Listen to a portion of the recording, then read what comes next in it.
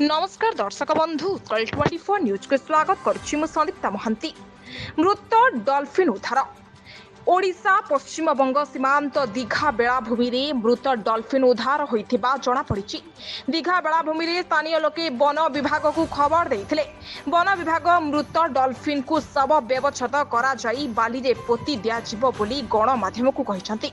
आनुमानिक dolphin T 80 KG हेबो बोली one विभाग पक्षरु सूचना मिलिछि। वन विभागर प्राथमिक आकलन हेउछि जे गोष्ठीरू विताड़ित हेबा परे डॉल्फिन आहत होई मृत्युवरण करिसंती। আপনার নাম? আমার নাম নিরঞ্জন সিং। কোন ঘাট থেকে বেরিয়েছিল? এটা হলিডম ঘাট হিমসাগরের মাঝখানে।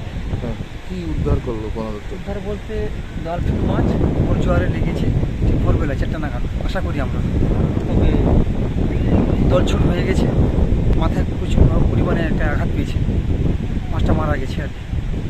আমরা দীঘা থানায় খবর দিই, দীঘা থানা সঙ্গে সঙ্গে ফরেস্ট ডিপার্টমেন্টে খবর দেয়, ফরেস্টের লোক এসে মাছটিকে উদ্ধার করে দেয়। কত বড় ছিল মাছটা? বড় ছিল মোটামুটি 70-80 কিলো মাছটা হবে।